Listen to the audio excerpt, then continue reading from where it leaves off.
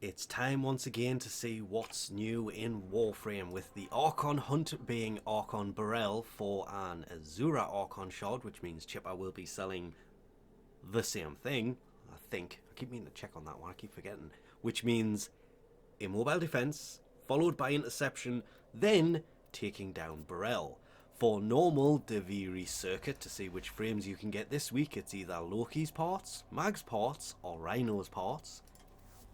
For Steel Path version of the circuit, for the Incarnate Genesis devices, it is the Akenbrunt, the Soma, the Vasto.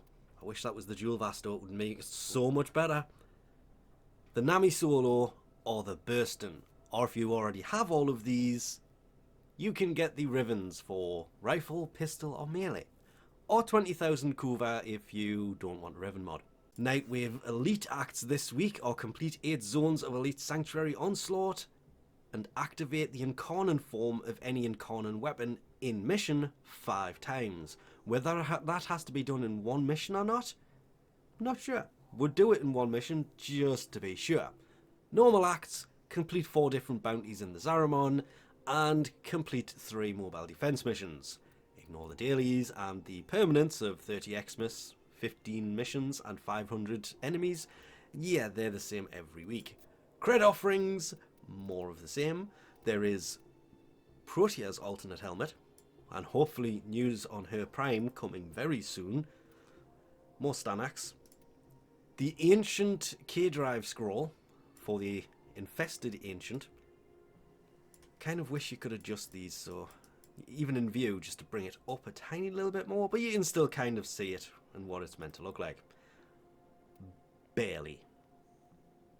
Auras, there is Rejuvenation, Squad Regens, +3 health.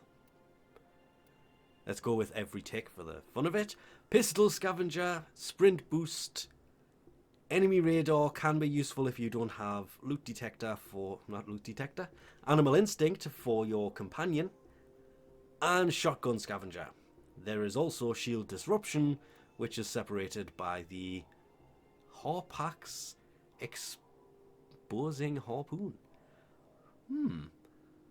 Pulling an enemy will give 300% crit chance for 15 seconds. Yeah, that harpoon is going to be insanely useful.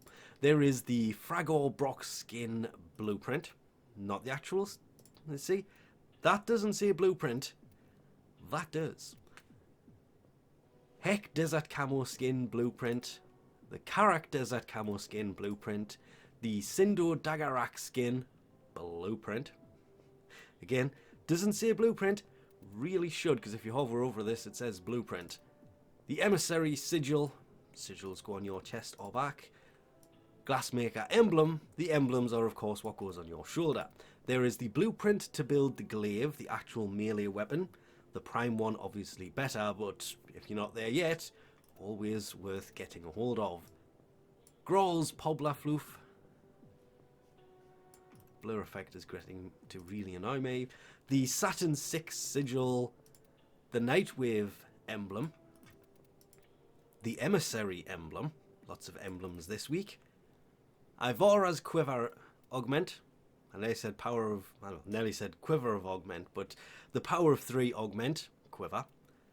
Volt's electronic shield, and Ember's fire blast augments. Heading over to see what Teshin has for his Steel Path Honor store this week. It is in fact the 30,000 Endor. There is much easier and cheaper ways to get Endor. If you need it in a hurry, I guess you could pick it up here, but 150 steel essence? Not as bad as the Zar Riven, but still insanely expensive for what it is. And everything else in here, still exactly the same.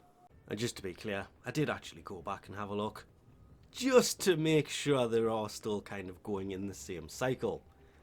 Azura Archon Shard, very useful, especially with the mod system. I would love to see us coming this week, but until Digital Extreme actually give us a date, pick something. Dante Unbound could be coming this week, could be coming next week, but we should know sometime this week, all fingers crossed, when it will actually be coming. And with that, we'll leave this off here. Thanks for watching, and I'll catch you next time.